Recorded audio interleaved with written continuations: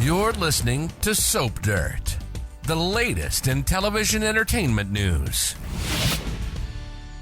Hey there, GH fans. So we've got Jason Morgan coming back in February sweeps, but we also have to wonder how they're going to bring him back to the character canvas, because last we saw Jason was in a shootout in a tunnel in Greece and it collapsed on him, supposedly burying him in a mountain of rubble November 22nd, 2021. So how will he return after what should have been a deadly confrontation with Peter August? Hey guys, this is Belinda from Soap Dirt, and I've got 5 big soapy ideas to share with you about Jason's return. But first, please click subscribe so you don't miss a thing. So I just have these 5 scenarios. I've been thinking real hard. How will they bring Jason back to the canvas? I came up with 5 ideas. And I'm excited to hear your feedback. Agree, disagree. If you have a different idea, it's a conversation. I love it. All right. My first idea, number 1, I think Jason might be sold to the highest bidder. Remember when Victor Cassadine had Ethan Levitt held hostage and was selling him at that shady auction? His mom, Holly Sutton, went there with Felicia Scorpio to bid on Ethan, but they were outbid, and it turned out Tracy Quartermaine was there in a giant hat and sunglasses to buy her stepson Ethan, who is, of course, Luke Spencer's son. Plus, we just had that Bobby Spencer human trafficking thing, so maybe Tracy finds out about another auction since she was at the one to buy Ethan. Maybe she's on some sort of dodgy dark web email list. Hey, sale on people that we've been holding hostage, and she gets an offer to show up and buy somebody. I mean, that'd be pretty interesting since Jason is, after all, a Quartermaine, who's the son of Tracy's beloved brother, Alan Quartermaine.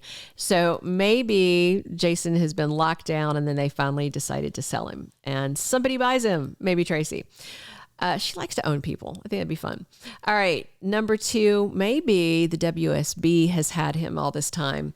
So the reason the WSB angle sprang to my mind is that that group of people, sometimes they're corrupt, sometimes they're less corrupt. That spy organization is dodgy, and they love to get their hands on super soldiers, and they love doing memory experiments, all that shady stuff. Plus, the WSB is being run by that scary dude, Brennan. Last we saw him, he was getting arrested, but I do not expect that to stick. Brennan has got way too much power for some basic beat cops to take him down. So maybe he's the one who has his hands on Jason Morgan, either as a human weapon for the WSB or for his shady organization, Pikeman.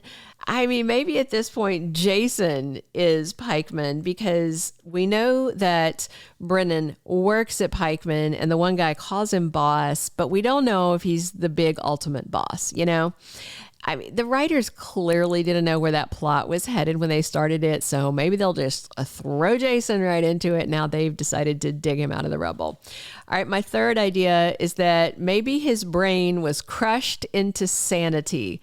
Remember, decades ago, Jason Quartermaine was his name, and he was not a stone cold killer. He was a good kid. He was an aspiring medical student who was trying to take care of his drunken brother, EJ, who had gotten behind the wheels. They had a car crash, and he bashed his head. I think he almost died. He's had brain surgery a couple of times. Anyway, suddenly he forgot his family. He forgot how to feel, how to love, and he wound up as Sonny Corinthos's pet assassin.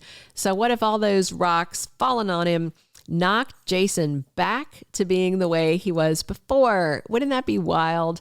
Maybe he's going to come back not as Jason Morgan, but as Jason Quartermaine. Not the dealer of death who likes black t-shirts, leather, and the biker look. Maybe a guy who likes button downs and blazers. Wouldn't that be weird? And if he came back to being Jason Q, maybe he decided just to stay out of Port Charles, start a new life, out of the mob, living like a normal human. Maybe he settled down in a little town in Illinois called Salem. All right, okay, I'm kidding about that because Salem is where Days of Our Lives is set, and that's the soap Steve Burton's been on that he just wrapped his run out now that he's coming back to GH. All right, my fourth idea, maybe Jason was crushed into amnesia. I mean, amnesia is so much of a standard soap trope. I have to mention it in this context. What if having all those huge tunnel chunks fall on him caused a traumatic brain injury and he lost his memories? I mean, he might have crawled himself out. Somebody found him, got him to a doctor, and he's still in Greece where he's been living his life with no memories, very Bourne identity, right? In that case, will someone find him? Maybe Victor Cassadine when he takes off out of Port Charles on the run, possibly with his little son Ace. I know you guys don't want an amnesia story, but they just cured Esme, so now they have room for a brand new amnesiac. We can't have two at a time. That would be insane. But Esme got hers back, Jason loses his. It could happen. All right, my fifth and final idea: does the creepy preacher have him? So this idea is it's more wild, but it would be so soapy if somehow Cyrus Renault got hold of Jason Morgan and has been holding him captive up in Hillbilly Pawtuck as some kind of Hail Mary last-ditch insurance policy against Sonny. Or maybe he's been brainwashed into being one of Cyrus's minions. Remember, there was that mystery person that met Mason Gatlin out behind General Hospital months ago. We never saw who it was, and they never picked back up with that scene. It almost looked like, maybe he was, meeting his weed dealer out back then. They forgot. It was so random how they dropped that. Anyway, so maybe Jason was injured and the crush of rocks messed with his head, and Cyrus then got a hold of him while he was brain-addled. Cyrus could have heard Jason survive through his network of no good men and acquired him while Cyrus was still in prison and just kind of kept him up there with the hillbillies all this time. Jason could be living hillbilly life. Of course, we don't know yet where they're going to take this, but I hope whatever angle the writers choose, it's very good, very soapy.